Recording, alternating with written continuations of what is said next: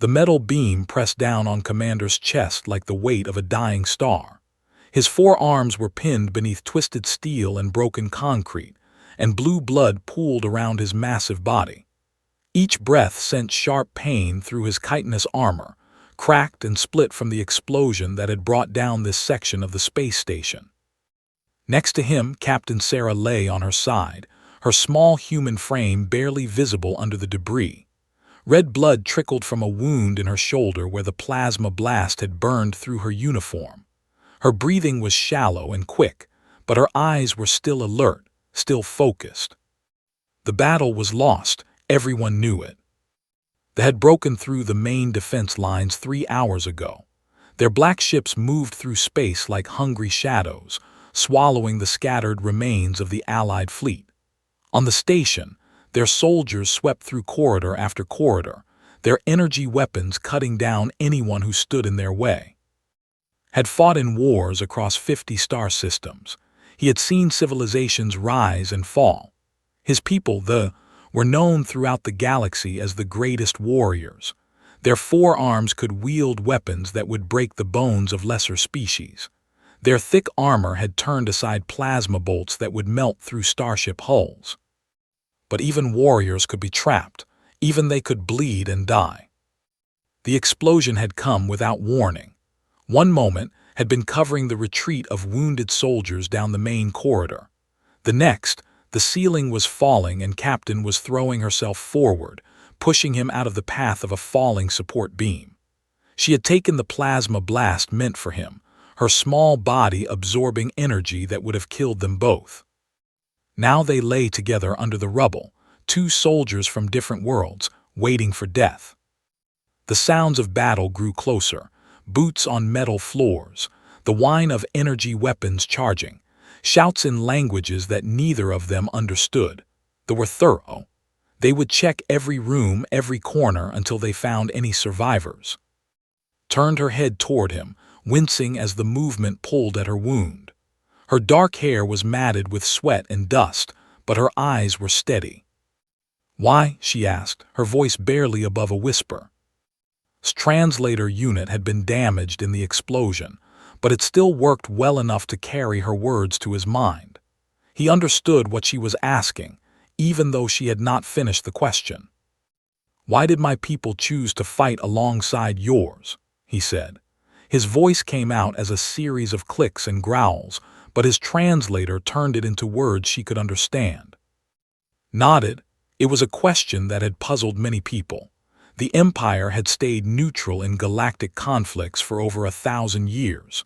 They were merchants and warriors, but they did not take sides. They sold weapons to anyone with enough credits, and they fought only when someone attacked their own worlds. But when they had swept out of the dark space between galaxies, bringing their ships full of conquest and death, they had done something no one expected. They had joined the Alliance. They had chosen a side. They had chosen to fight alongside humanity. The sound of boots was getting closer now. Could smell the sharp, metallic scent that carried with them. It reminded him of ozone and burnt copper. Soon, they would round the corner and find this room. They would see 2 enemy soldiers trapped under debris, wounded and unable to fight. They did not take prisoners. "You want to know why?" asked. His second heart was struggling now, the one that pumped blood to his lower arms. He could feel the weakness spreading through his body like cold water. His hand moved slightly, her fingers closing around a piece of broken metal. Even now, even dying, she was looking for a weapon, looking for a way to fight. That was so very human. "Before you die," said, "I will tell you who your species really are."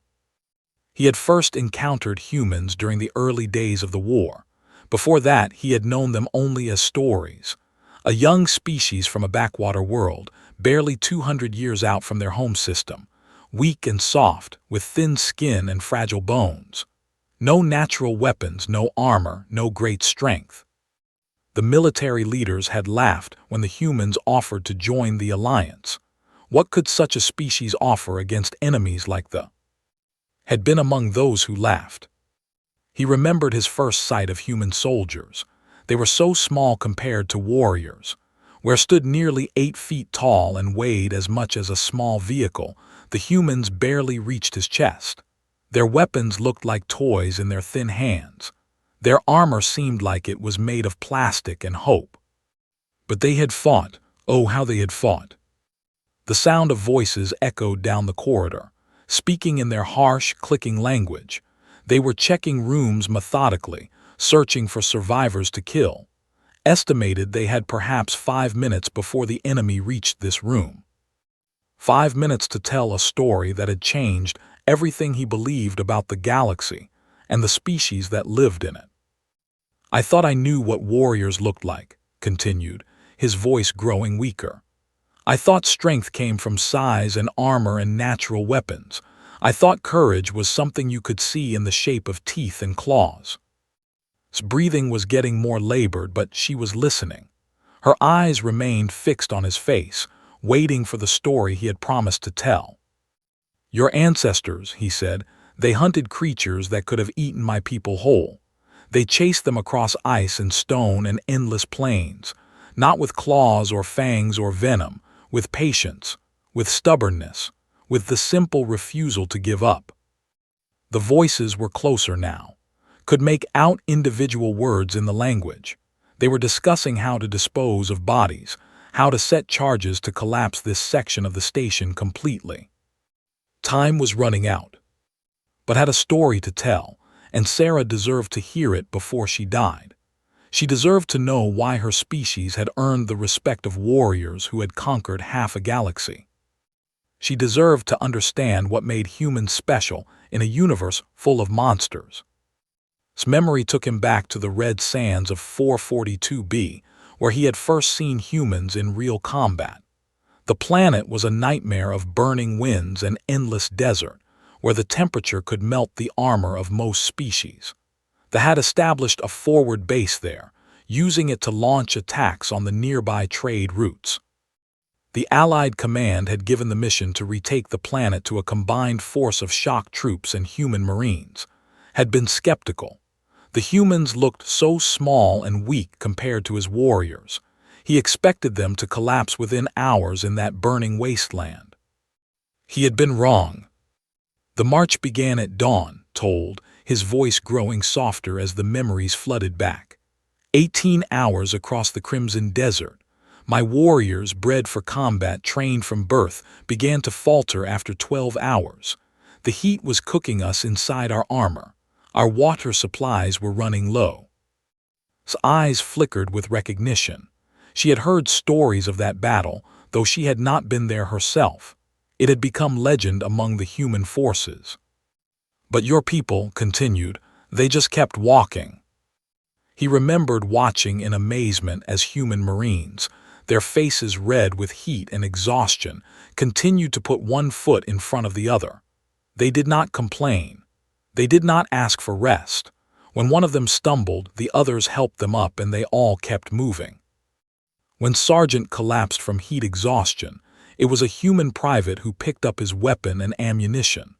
The private was half size and already carrying her own full pack, but she did not hesitate. She slung the heavy rifle over her shoulder and kept marching. Lieutenant was leading the point squad, said. The name still carried weight in military circles, even now. A small human, barely 5.5 feet tall. When we reached the enemy perimeter, they retreated deeper into the desert. They thought the heat would kill us before we could reach their main base. They had been partially right. Many of the Allied forces had to turn back. The heat was beyond what most species could endure for extended periods. Even with cooling suits and regular water breaks, soldiers were collapsing. But had looked at the retreating enemy and made a decision that would be studied in military academies for decades to come. He took 12 volunteers, said, all humans. They stripped down to basic gear and started tracking the enemy across the deep desert. No vehicles, no air support, just boots on sand and the determination to keep moving. Managed a small smile despite her pain. She knew this part of the story. Every human soldier did. They had retreated to a hidden base in the scorching canyons, a place where the rock formations created a natural oven. The temperature there could reach levels that would kill most species in minutes. They assumed they were safe. They had not counted on human stubbornness. For 6 days and his squad followed them, continued. 6 days across terrain that would challenge a machine. They slept in 2-hour shifts, always leaving guards to watch for enemies. They rationed their water down to drops. They ate protein bars that had melted into paste in the heat. The voices in the corridor were getting closer. Could hear the heavy footsteps of soldiers, the whine of their equipment. But he kept talking, determined to finish this part of the story. "They are ambush predators," he explained. "On there they hide and strike quickly. They are built for short bursts of incredible speed and violence. The idea of being hunted for days across open ground was foreign to them, terrifying. Squad had used this fear against their enemies. They did not try to hide their approach. Instead, they made sure they knew they were coming. They left markers in the sand. They maintained radio contact with the main force, broadcasting their position in codes they knew the enemy could break. The message was simple: we are coming for you. We will not stop. We will not turn back." By the 4th day, they were panicking, said. They kept moving their position, thinking they could lose the humans in the maze of canyons, but had studied the terrain. He knew where they were going before they did. His hand tightened around the piece of metal she had been holding. Even wounded and dying, the story filled her with pride. These were her people. This was what humans could do when pushed to their limits. On the 6th day, cornered them in the Devil's Throat, continued. A dead-end canyon with walls too steep to climb. They had superior weapons and armor. They outnumbered the humans 3-1. The Battle of Devil's Throat had lasted less than an hour. Though exhausted from days of running, demoralized by the relentless pursuit, had fought poorly. They had expected a quick strike, not a siege. Their tactics fell apart when faced with humans who simply would not quit. Had led the charge himself, running straight at enemy positions while his squad provided covering fire. He had taken 3 plasma bolts to the chest, but he kept moving until he reached the commander and put a knife between the alien's ribs. "When we finally reached the canyon," said, "we found sitting on a rock field dressing his wounds. The enemy base was destroyed. 37 were dead. All 12 humans were still alive." The sound of footsteps stopped just outside their room. Could smell the sharp chemical scent of scouts. They were checking the debris, looking for signs of life. "Your ancestors," whispered. "They hunted mammoth beasts across ice and stone, giant creatures with tusks like spears and hide like armor. They could have crushed a dozen humans with one step." His eyes were getting glassy, but she was still listening. "But humans learned something no other species has mastered," continued. "Patience. Endurance. The ability to keep moving when every instinct says to stop. Your people chased those mammoth beasts until the great creatures collapsed from exhaustion. Then they fed their families and made tools from the bones.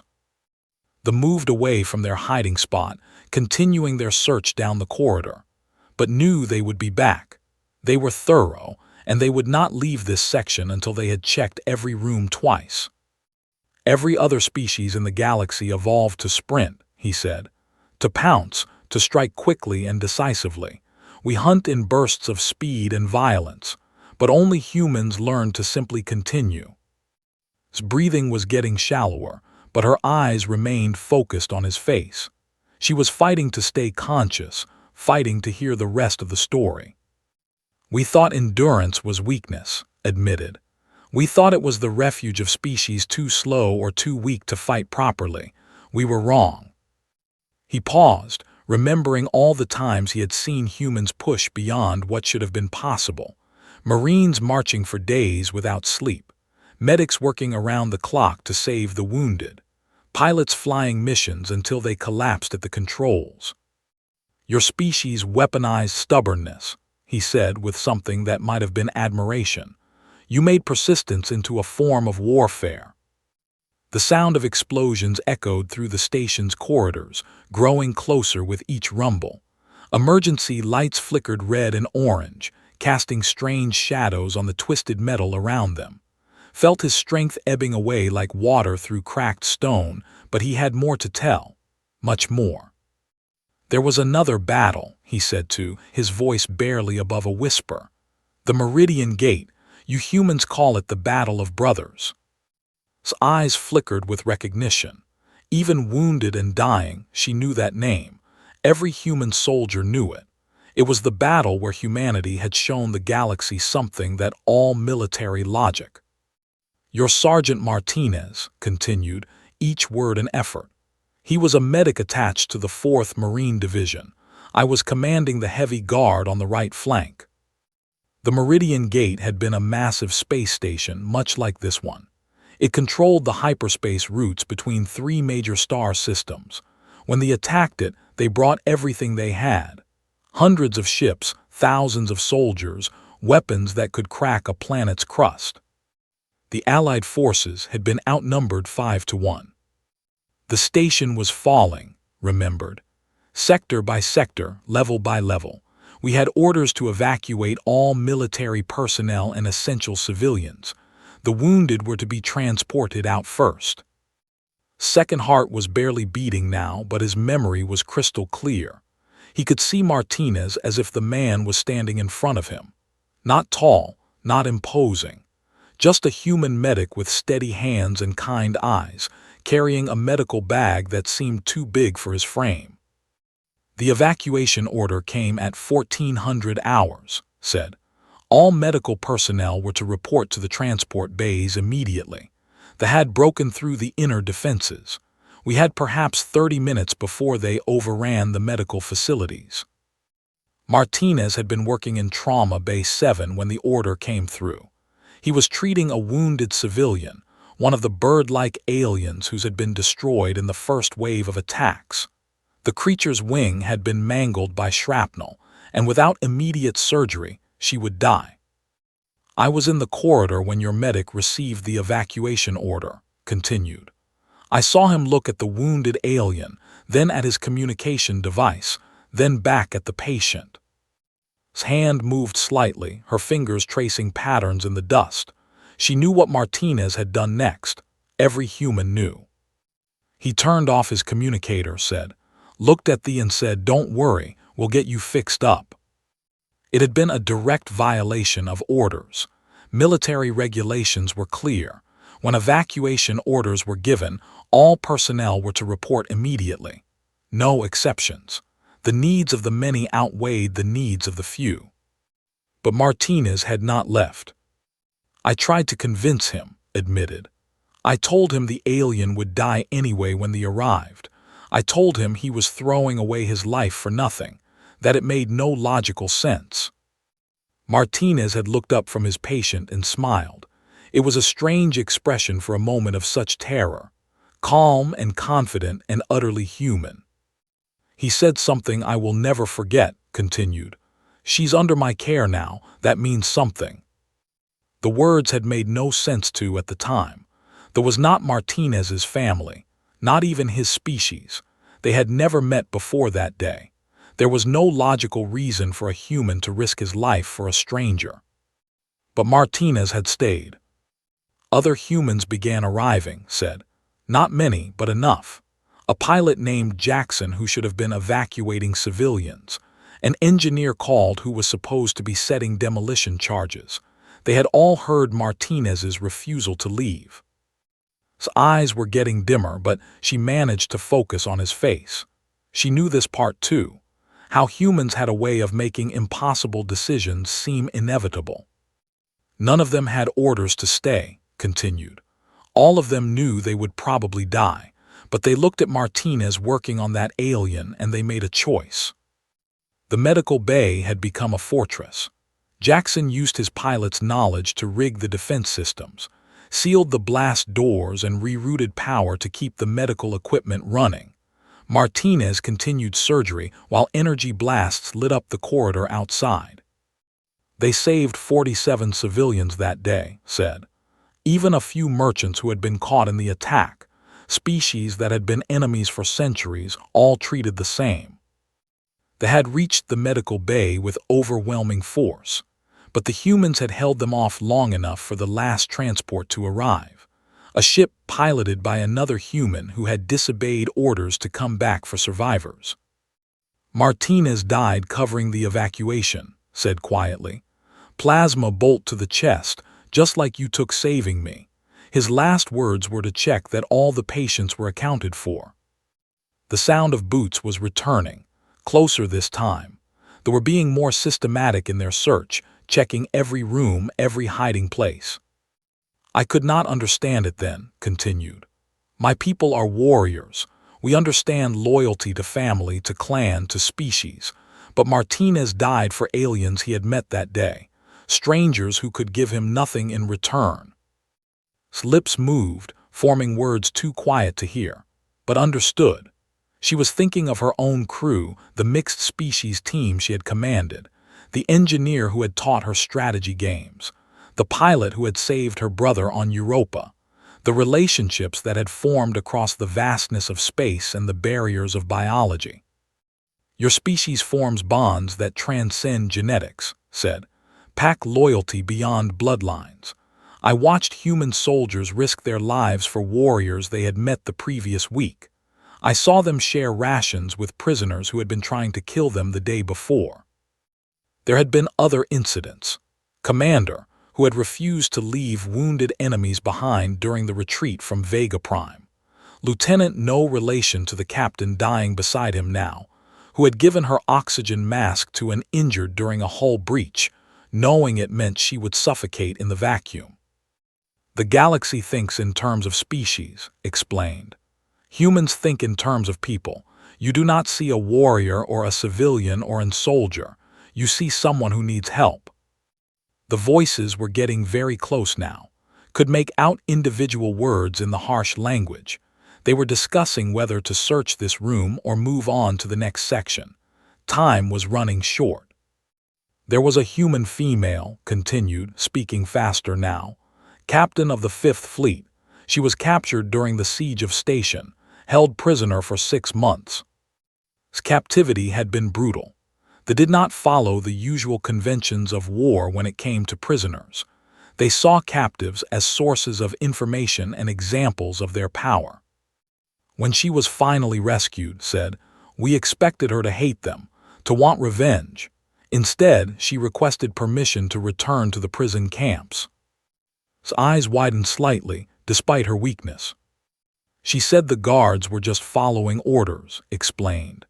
That they had families too. She wanted to establish medical aid stations in the camps to treat prisoners from both sides.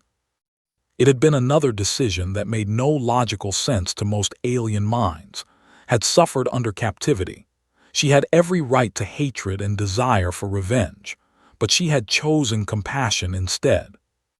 Your species adopts entire civilizations into your protective circles, said with wonder. You extend family bonds to creatures you have never seen before. It should be weakness. It should make you vulnerable. He paused, listening to the approaching footsteps. Instead, it makes you the strongest species in the galaxy, he continued. Because when humans decide to protect something, they do not calculate the odds. They do not weigh the costs. They simply refuse to let it be destroyed. His breathing was becoming more labored, but her eyes remained fixed on his face. She was hanging on to consciousness through pure determination, fighting to hear the rest of his story. Family is not about DNA, she whispered, her voice barely audible. Nodded, all 4 of his eyes focusing on her face. That was exactly what he had learned. That was the truth that had changed everything for the Empire and for every species that had fought alongside humanity. No, he agreed. For humans, family is about choice. His breathing was becoming more shallow with each passing moment, but her eyes remained alert, fixed on his face with an intensity that her failing body. The voices had moved away again, but both wounded soldiers knew they would return. The enemy was thorough in their search patterns. felt his own strength fading like the emergency lights that flickered around them. But there was more to tell, and deserved to hear it all. She deserved to understand what her species truly represented in the galaxy. Before this war began, said, his voice growing weaker, the Galactic Council commissioned a study. They wanted to understand each member species better, to know their strengths and weaknesses. Managed to turn her head slightly, a question in her eyes. Your world, Earth, continued. It is classified as a Class 12 in our databases. Even through her pain, looked surprised. She had never heard that term applied to her home planet. Most inhabited worlds in the galaxy are Class 1 or Class 2, explained. Stable weather patterns, single seasons, predictable gravity, gentle temperatures. My prime is a Class 3. We consider it harsh because the gravity is 20% higher than standard and we have 2 seasons. He paused, remembering his first briefing about Earth's conditions. The scientists had thought there must be an error in the data. Earth scores Class 12, he said, more hostile than 99.7% of inhabited planets in known space. Yours has tried to kill your species every day for millions of years. Thought about this, her mind working despite her injuries. She had grown up on Earth, in the rebuilt cities after the resource wars. The planet had always seemed normal to her because it was all she had ever known. Ice ages, continued, his voice taking on a tone of amazement. Periods of global cooling that lasted thousands of years. They covered most of your continents in ice kilometers thick. Any sensible species would have gone extinct. But humans had not gone extinct. They had survived in caves, learning to make fire, creating tools from stone and bone. They had worn the skins of animals and lived in small groups, sharing warmth and food through the endless winter. Our scientists ran computer models, said. They wanted to see how other species would fare on your world during an ice age. Warriors, bred for combat and hardship, would have lasted perhaps 50 generations before dying out completely. Remembered stories her grandmother had told her about the family farm in Siberia during the resource wars, how they had grown crops in frozen ground, how they had survived on roots and grain when the supply convoys stopped running. Humans adapting, always adapting. Your species did not just survive the ice, continued. You thrived. You spread across continents that would have killed any other life form. You learned to live in deserts where the temperature could boil blood and in Arctic wastes where metal would shatter like glass. The station shuddered around them as another explosion rocked the structure. Debris rained down from the ceiling and felt a sharp piece of metal cut into his side. But he kept talking, determined to finish this part of the story. Predators, he said. Your world was full of creatures that should have eliminated your species before you learned to use tools. Earth's fossil record was a catalog of nightmare creatures. Saber-toothed cats with fangs like daggers, cave bears larger than modern vehicles, giant reptiles that could swallow a human whole, creatures that would terrify even experienced warriors. Most species evolve on worlds with few large predators, explained. Natural selection favors intelligence and cooperation when there are no major threats, but on Earth, your ancestors faced monsters every day. Humans had responded by becoming the ultimate predators themselves. They had learned to hunt in groups, to use tools and fire as weapons. They had domesticated wolves to help them track prey. They had driven many of their world's largest predators to extinction through sheer determination and cleverness. Then there are the diseases, continued, his second heart struggling to maintain circulation to his extremities. Earth's biosphere was a breeding ground for pathogens that would devastate most galactic civilizations. Bacteria and viruses that could kill millions, plagues that swept across continents, microscopic enemies that were invisible but deadly. The plague of 2847, said. It killed 60% of the population before we developed a cure. We tested samples of the virus against human blood cells. His eyes widened despite her weakness. Your immune systems fought it off like it was a common cold, said with wonder. Millions of years of surviving diseases had made you nearly immune to pathogens that would destroy other species. The sound of voices was returning, closer this time. Could smell their sharp chemical scent growing stronger, but he pressed on with his story. During the Battle of Station, he said, we had to abandon 3 levels because of a toxic gas leak. Hydrogen sulfide at concentrations that would kill most species in minutes. Human Marines had volunteered to go into the contaminated sections to retrieve wounded soldiers. They had worn basic breathing masks and protective gear, equipment that would have been inadequate for any other species. They stayed in the toxic zone for 6 hours, said, carrying out wounded, setting demolition charges, holding off enemy forces. When they finally emerged, our medical teams expected to treat severe poisoning. Instead, the human soldiers had shown only minor symptoms. Headaches, slight nausea, nothing that prevented them from returning to duty after a few hours of rest. Your species lives in environments that we need special suits to survive, continued. The air pressure on Earth would crush many aliens. The oxygen concentration would poison others. The gravity would break the bones of species from lighter worlds. Thought about the alien diplomats who visited Earth, always in environmental suits, always carefully monitored by medical teams. She had thought it was just caution, not necessity. We need environment suits to visit your garden worlds, said, a note of irony in his voice. You need them to visit our paradises. He remembered his first shore leave on Earth, during the early days of the war. He had requested assignment to a human world, curious to see there for himself. The military had required him to undergo 6 months of physical conditioning and medical treatment before he could safely visit Earth's surface. Even then, he had been limited to the gentler climate zones. The tropical regions were too hot and humid for his respiratory system. The polar regions would have frozen his blood despite his natural armor. The mountain ranges had too little oxygen for his species to function properly. Your children play games in environments that would hospitalize trained soldiers, said. They swim in waters cold enough to stop alien hearts. They run races in heat that would cook the brains of most species.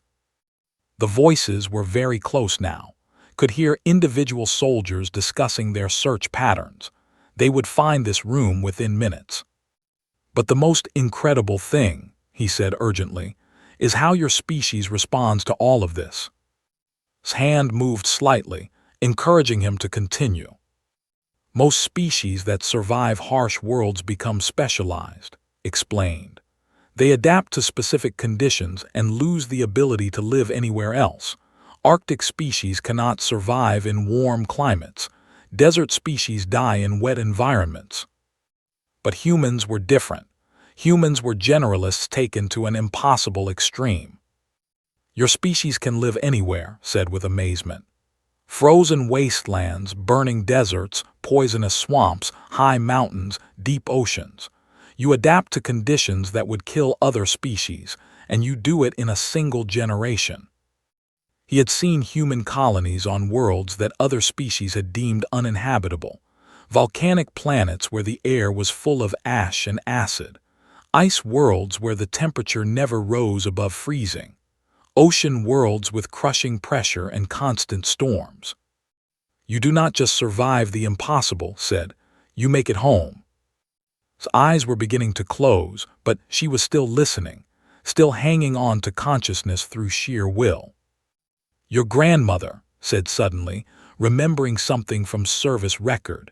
She was a farmer on Earth during the resource wars, yes. Nodded weakly.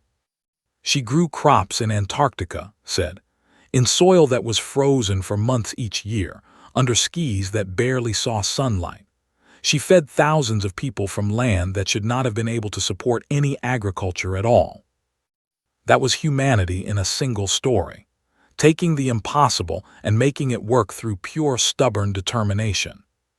Spawn whispered, "That is what some species call you, but they say it with respect now, with awe."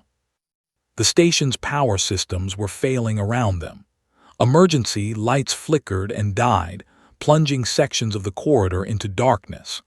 The sounds of battle had faded, replaced by the methodical footsteps of search teams moving through the wreckage, hunting for survivors. Felt's hand grew cold in his grasp. Her breathing was so shallow now that he had to strain to see the rise and fall of her chest. But her eyes remained open, focused on his face with an intensity that spoke of absolute determination to hear the end of his story. "There is one more thing," said, his voice barely above a whisper. His translator was starting to malfunction, the words crackling with static but could still understand him. "The most important thing, the reason my people chose to fight alongside yours." The voices were close now, just around the corner. Could smell their sharp, chemical scent growing stronger with each passing moment. Soon, they would round the corner and find this room. They would see two enemy soldiers trapped under debris, wounded and unable to fight. But had a final truth to share, and Sarah deserved to hear it. "The Empire has existed for 10,000 years, he began. "We have studied every species in this galaxy, cataloged their strengths and weaknesses, learned how they think and fight and survive." His people were methodical in their approach to other civilizations. Before making any alliances or trade agreements, they would spend decades analyzing potential partners. They would study their military capabilities, their economic systems, their cultural values. "We look for strength," continued. "Military power, advanced technology, valuable resources. These things matter when choosing allies." They had invaded from outside the galaxy, bringing ships and weapons beyond anything the local civilizations had seen. Their technology was centuries ahead of most species. Their numbers seemed endless. When they swept through the outer systems, most civilizations had done the logical thing. They had calculated the odds and chosen surrender. "The surrendered after losing 3 worlds," said.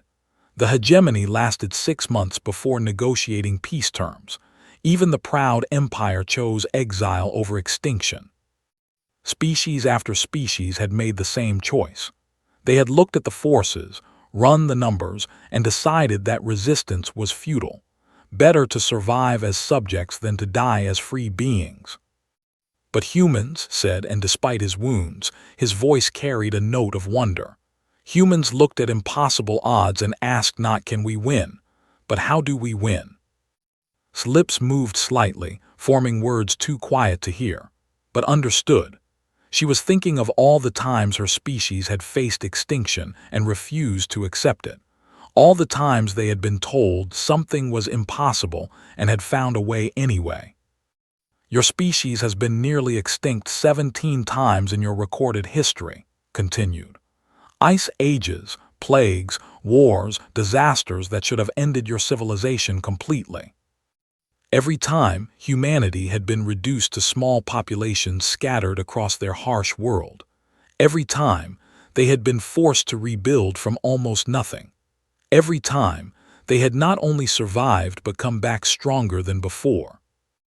"Other species see ending," said. "Humans see new beginning." The footsteps stopped just outside their hiding place. Could hear soldiers discussing whether to search this particular room or move on to the next section. Their voices were calm and professional, the sounds of soldiers doing a job they had done many times before. "When the first attacked," whispered urgently, "the Galactic Council held an emergency session. Every major species sent representatives to discuss response options. The meeting had lasted for days. Military leaders had presented statistics about capabilities. Scientists had analyzed their technology. Economists had calculated the costs of resistance versus submission. The ambassador recommended immediate surrender," continued. "The suggested evacuation to distant star systems. Even my own people advocated for neutrality, for staying out of a conflict we could not win. Then the human delegation had stood up.